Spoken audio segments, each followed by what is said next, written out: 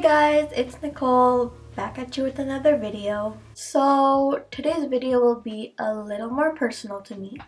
I'll be telling you about what alopecia is and a little bit about my story. As you can tell by the title, it is Alopecia Awareness Month. Alopecia areata is an autoimmune disease. It's a disorder in which the hair follicles are attacked by the immune system, causing the hairs to fall out.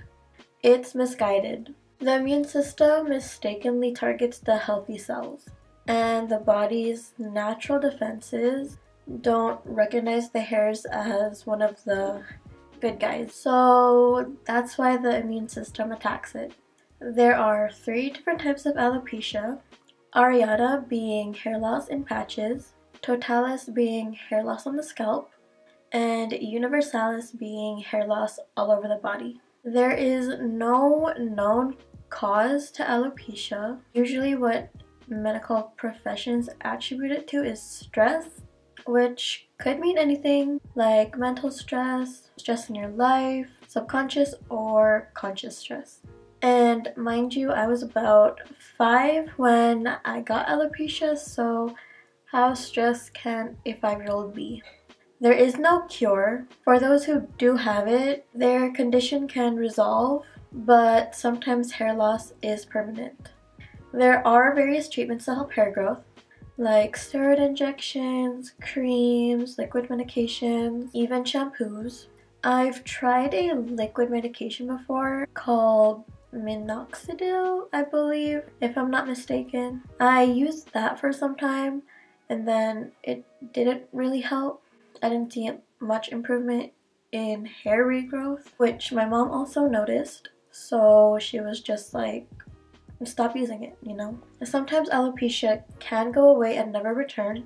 It's a very unpredictable condition. Also, not all treatments will work with everyone. Alopecia areata is not contagious. They say it occurs more frequently in people who have family members that has alopecia, but I'm the only one in my family who has it. They also say that it shares genetic risk factors with other autoimmune diseases, including rheumatoid arthritis, type 1 diabetes, and celiac disease. No one in my family has type 1 diabetes or celiac disease. My grandma has osteoarthritis, as well as my auntie who has rheumatoid arthritis, but they're not hereditary. I guess sometimes it can be genetic. Alopecia can occur at any age, youngest being under 3, which is rare. So I got alopecia when I was around 5, like I've said before. Started as small bald spots here and there on my head, which that eventually turned into universalis, so no hair completely. I've tried a liquid medication like I've said before, but it didn't really work for me. It's a continuous cycle of hair loss and regrowth. My hair regrows around every 2 years, and when it does regrow, it's a slow process. I do get quite upset when I notice it starting to fall off because it's stressful and sad, because all you wish for is your hair to stay. I get upset for some time and then I move past it. I have a wig specialist ever since it started. She works with all types of hair loss but specializes in restorations and additions for fine, thin hair, including alopecia, chemo, hair replacement, and has wigs for all ages and genders. I didn't start wearing wigs until I was about 8 years old. I used children's wigs until I basically outgrew them. Then I moved on to adult wigs. But before I started wearing wigs, my family just braided my hair or put it in pigtails to cover the bald spots that I had. I wore wigs throughout grade 2 to 5 up until grade 6. Once I was comfortable with my hair, because I had a full head of short hair, I didn't go to school with my wig. That lasted for some time. Then once I noticed my hair starting to fall off more and more, I wore bandanas. Then towards the end of the year, I wore my wig again. There were times throughout my elementary years where I got asked about my hair, and I also had a rumor about me saying that I had cancer, and that was in grade 6. And what I liked about my teacher with how he did things in the class was that at least once a week he would have us gather around and compliment one of the classmates, and we'd go down in the line. He'd also gather us if there were any problems or issues that were happening among us classmates and help clear things up. I was so careful with my wigs. From grade 2 to 4, if I noticed my hair slipping off, I would ask my teacher to bring in the school nurse, and so that she'd bring me to the nurse's office and help me reapply wig tape. After grade 6, going into grade 7, I wore bandanas for the first year of junior high. I guess being comfortable around my classmates back in grade 6, it gave me some sort of confidence to just wear bandanas for grade 7.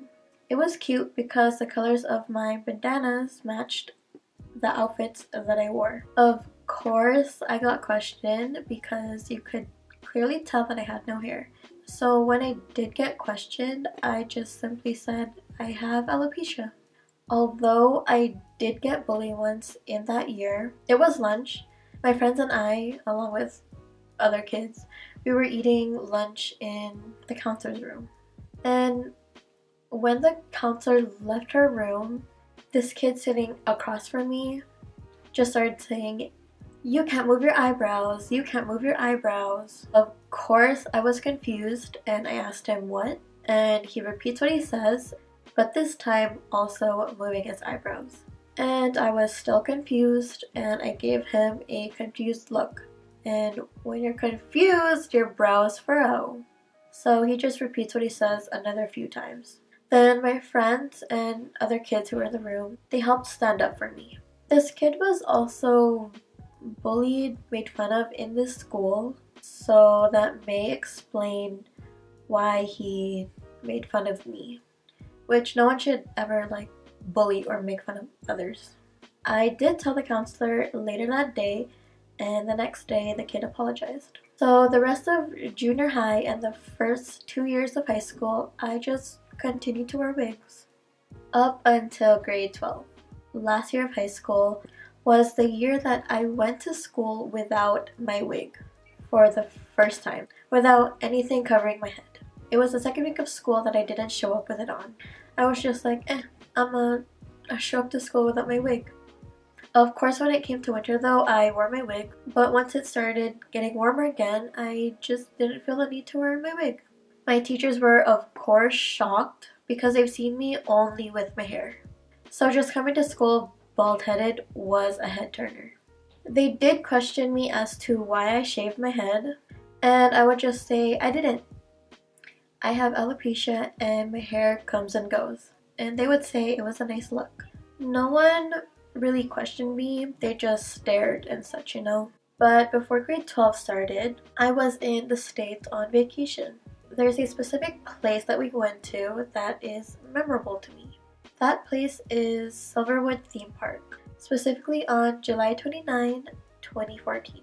I say it's a memorable place and date for me because having alopecia was one of my biggest insecurities that I had.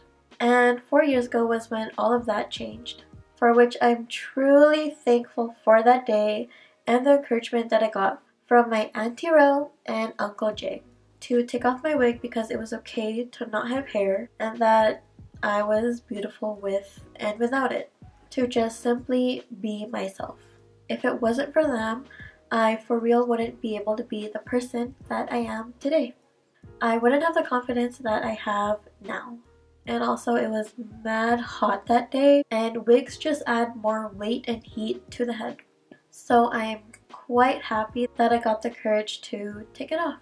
I'm grateful for my whole family, most especially my friends, because they accept me as me and I'm able to just be myself around them. It absolutely means a lot. So if you have alopecia, embrace your beauty and or handsomeness. It's not going to be easy at first, but believe me, it will get easier down the road. There's so many other people who have alopecia. You're not alone. Don't be ashamed of it, don't let it define you, and don't let it control you. Once you've accepted your hair loss, I think it's so freeing. You don't have control over your hair falling out, but you do have control over how much it's going to impact you. Of course, you can be sad about it for some time to help you cope with it, but don't be sad forever. Just let yourself adjust to it. You'll also gain your confidence. It may just take some time, but you'll definitely gain it. Obviously, you can totally wear wigs. You can have any style and color that you'd like. And a little advantage that we have is that we can change our hairdos literally whenever we want. I hope you enjoyed this video, and I hope you found it informative and helped you understand more about what alopecia is. If you do have alopecia, I hope you enjoyed this video as to connecting with someone who shares similar experiences as you. And maybe you learned something new that you didn't know before. If you do have any questions about alopecia, just comment them down below. With that being said, I'll catch you on my next one. Bye!